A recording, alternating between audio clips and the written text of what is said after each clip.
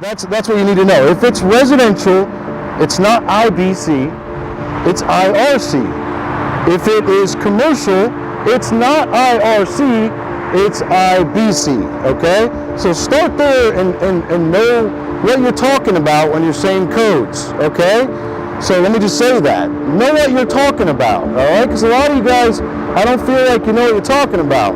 And for the longest time, I was that same dude for way too long of a time. I'm embarrassed by it, quite frankly, because it's really not that difficult.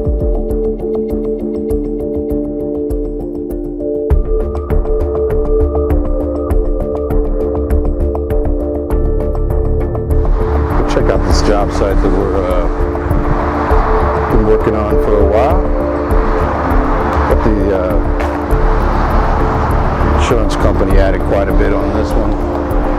I'm going to get here and do some documentation to justify why even more documentation is necessary. Starting with this dumpster that we didn't need, right? Kind of looks like we needed it.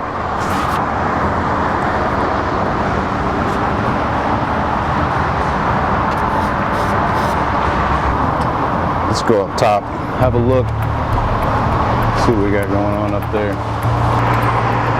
Well, first of all,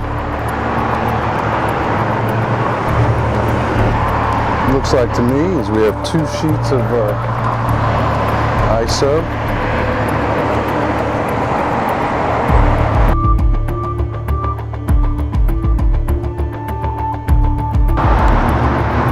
It's important to have the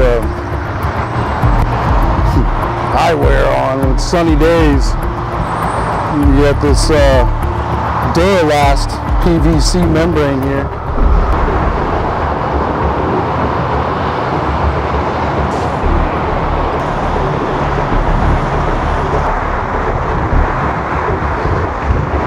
So it's coming along pretty good.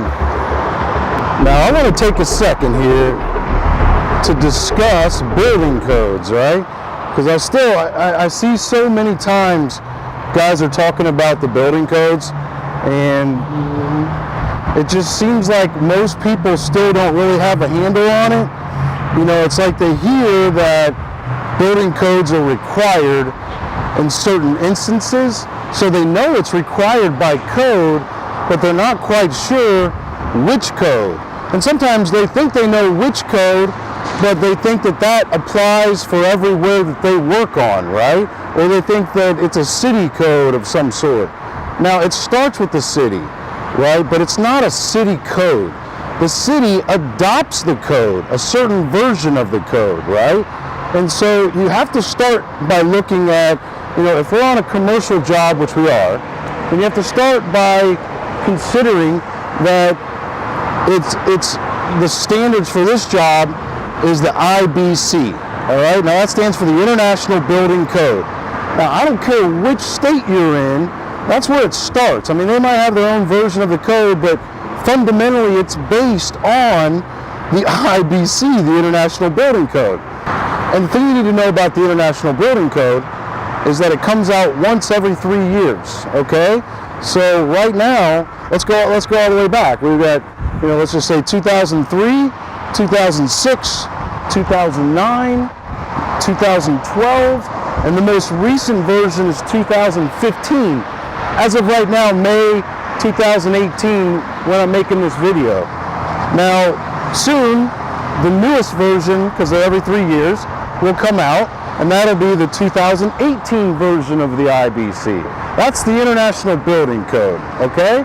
Now, if it's residential, it's the International Residential Code, which again is sort of based on the IBC, all right? But that's what you need to know. If it's residential, it's not IBC, it's IRC. If it is commercial, it's not IRC, it's IBC, okay?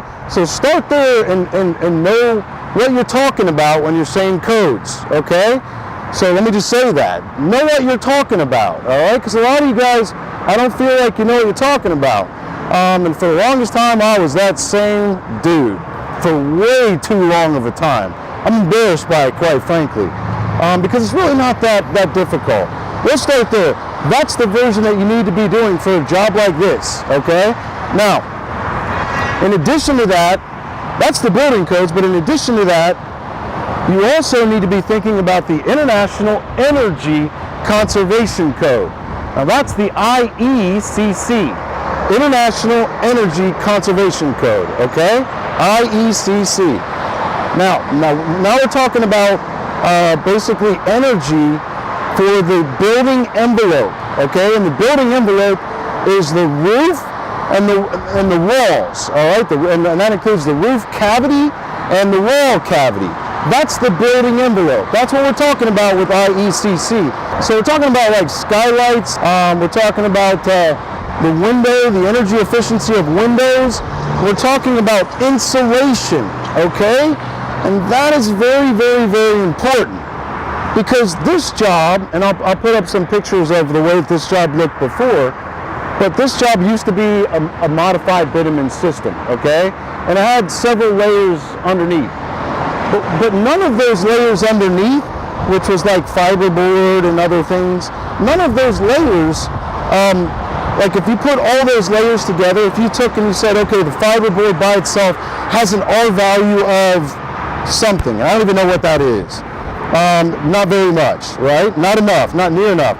But if the fiberboard has an R value of something, okay, and then the felt has an R value of something, the modified bitumen has an R value of something, and the tar and gravel, right? And then the decking itself, and any insulation that's inside of that roof cavity. You add all of those up, and if the R value for those is not sufficient to what the building code calls for, then you've got to upgrade it to bring the R values up.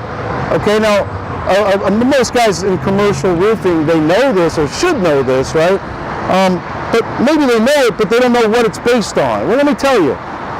Right now, I'm standing in the city of Plano, Texas. So if you were to go on Google and search the city of Plano, Texas building codes, you're going to find pretty quickly their city building department website. And on that website, it's going to say what their adoptions are. Which version of the codes do they adopt, right? And so like the city of Dallas, for example, city of Dallas they adopt the 2015 IBC, the 2015 IRC, and the 2015 IECC. Now, anywhere in the state of Texas, this is what's beautiful about Texas, is that the governor signed into law in late 2016. It's an executive order that anywhere you are in the state of Texas, you must be following the 2015 IECC, right? So the most recent versions of the energy codes, it doesn't matter where you're at in Texas. You can be in a big city or in some small town, country, you know, like a township or something like that. It doesn't matter where you are. This is about to blow out into the freeway. It doesn't matter where you are in Texas, you've got to be following the 2015 IECC, period. It doesn't matter, right? Now, does the local, place enforce it? Doesn't matter. They have to enforce that. That's a state executive order. You don't even need, when the adjuster says, give me the city stuff, tell them I don't need to give you the city stuff on the IECC. I'm going to give you the state executive order here. Now, so what that means, the 2015 IECC requires that a commercial building like this requires R25 value. The value of the R value should be 25, right? So R25 value should be what makes up this total system.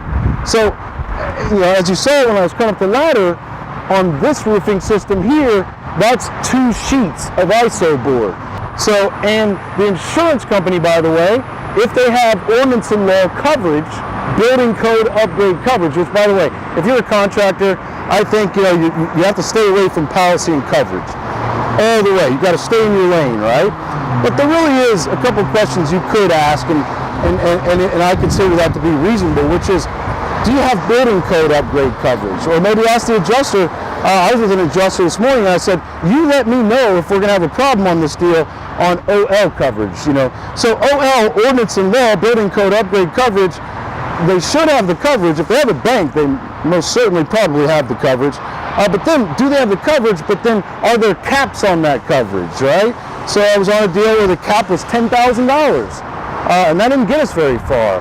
This morning I was on one where it was $25,000, but they had a stretch endorsement.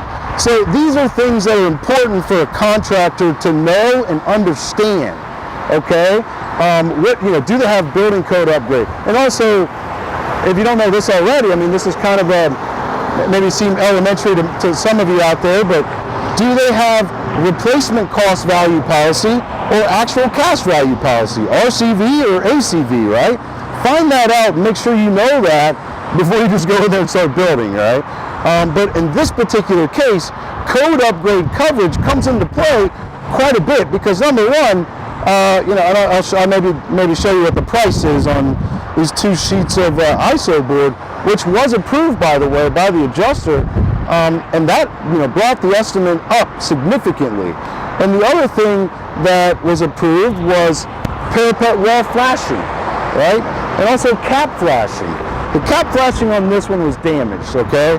But if you have to take that cap flashing off and put it back on, hey, if it's got nails going through it, and you can show the nails on this one, I had pictures of the nails and pictures of hail damage just to make sure.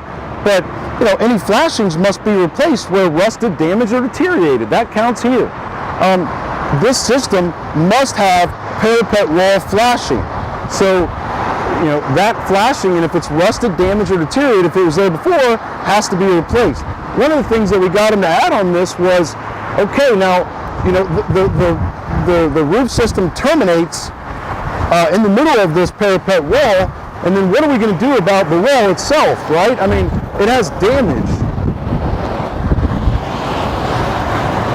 right? So when you take that off, you can see it's a stucco type texture wall, and it's damaged, when you take the termination off.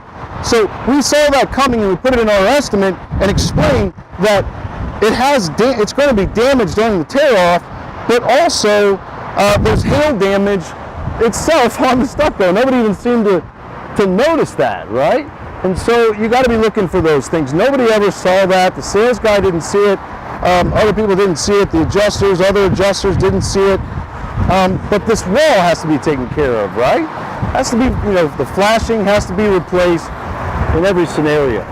So these ACs right here, detach, reset. And by the way, and all these vents need to be replaced, right? Because of the flashing. The flashing is damaged, must be replaced.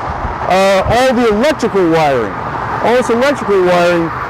running up along the walls. That's a big deal, right? That's a big deal. So we've got electrical, mechanical, and we've also got plumbing that we have to deal with. So we've got plumbing over there, right? And so, and down here. So what do you think? Do you think we've met our threshold for overhead and profit? You betcha we have. There's no doubt about that.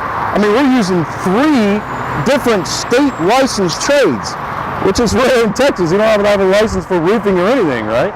But you do have to have a license for mechanical and electrical and plumbing, right? And so that's overhead and profit all day long, but their rules has to reach a level of complexity and or coordination, blah, blah, blah. Well, it's definitely complex to coordinate all those state licensed trades folks, right? And we also have, when you're looking at these roofs, look down here, man. Look down there. Are you seeing damage, right?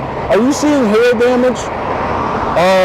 Hello, hair damage, hair damage, hair damage, hair damage, damage, damage, damage, damage, hair damage,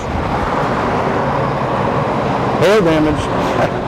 So, I mean, you can see damage everywhere. Are you looking at this stuff?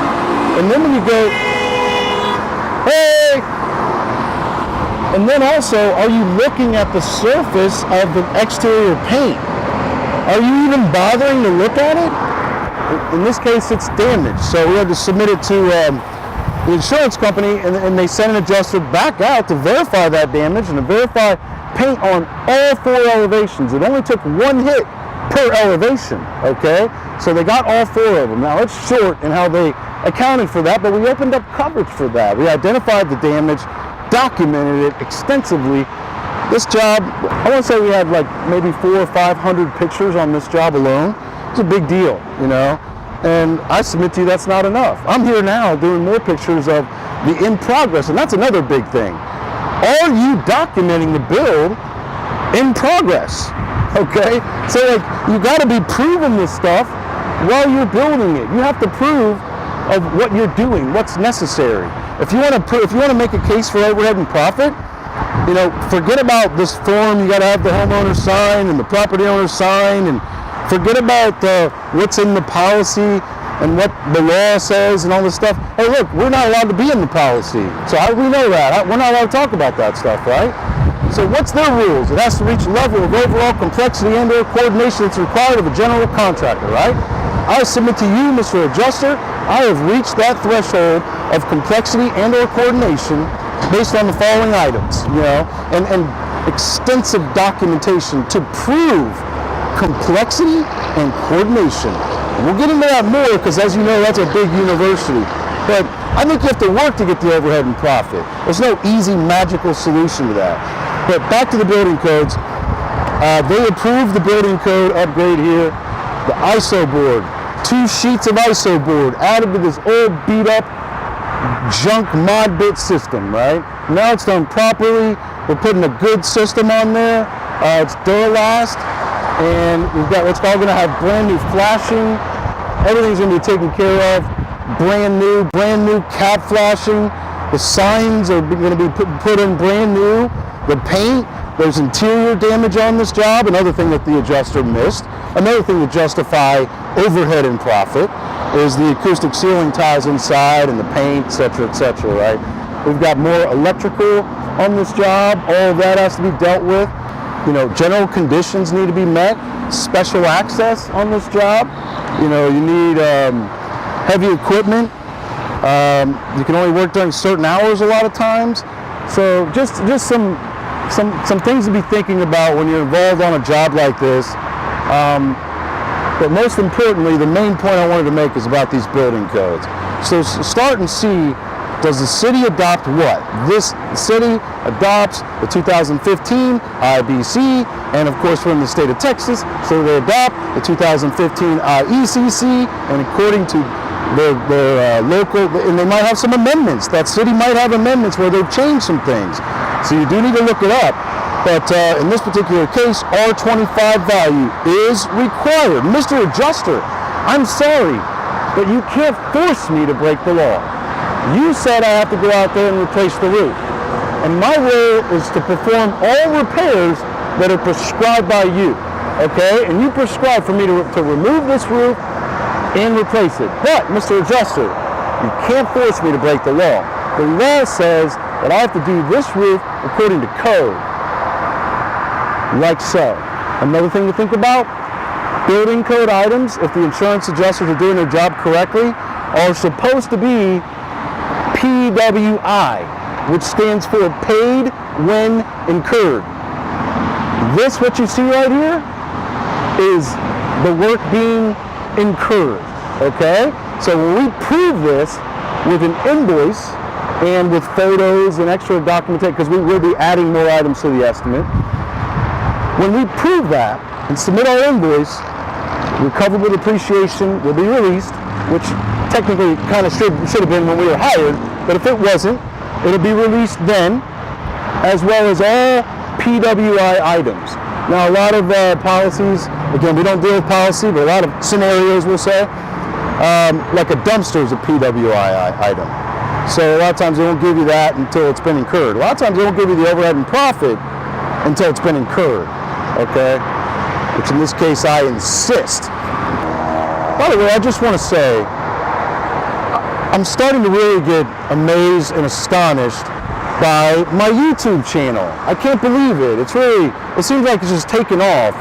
For all of you out there that's not using YouTube, I think it's a great place to be.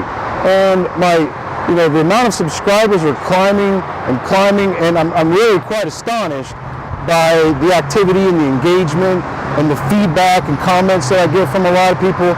It's something that I started a little while ago, like a year and a half ago, and never really anticipated that it would be what it is now. And so I just want to take a moment to thank all you guys out there, man. Much love from the bottom of my heart. If you're watching this video, I don't know if you subscribed to my channel or you found it, but I just know it's so busy out there in today's world. And so for you to take a moment of your time to watch this kind of content, and I imagine you're probably doing it to better yourself, to learn about things, and I just appreciate that confidence. I really do. I appreciate your time and attention. I really do. So please keep watching. If you haven't subscribed, please subscribe to my YouTube channel. All right, and please like this video. Please keep coming back. You know why? Because I'm going all in. I think this YouTube stuff is awesome. I see the potential, and so I've decided I'm gonna start making a lot more content like this. I was out with an adjuster this morning and filmed a lot of that. Building consultants and engineers, talking to adjusters on the phone. If you haven't seen it, check it out. Maybe I can figure out how to suggest it. But there's a video I did where I called. They say, what do you do about an adjuster that you just can't work with? He's just totally unreasonable, and you kind of hit a brick wall where you can't even communicate with the guy anymore, right? What do you do about that adjuster? Well, I got one for you. How about take the adjuster off the playing field and get him removed from the claim? So I did a video where I called the supervisor and got this adjuster removed from 2 claims that we were working on. So that was really super cool. So I've just decided that I'm going to really step up on the content and get more of this type of content out. And then also, what's wrong with this insurance estimate? That's on our channel. It's a playlist. And I only got up to like 6 episodes, and then it's people still watch it all the time. So those estimates, those episodes are outdated. So now I'm working on episode number 7 and 8 and 9, and this is actually going to be one of those episodes. So where we took it more than twice the amount. So thanks a lot. I hope you guys are having an awesome day. Wherever you're at right now in your life, you need to make a new commitment to get serious about your career and use stuff like this to crush them upside their heads.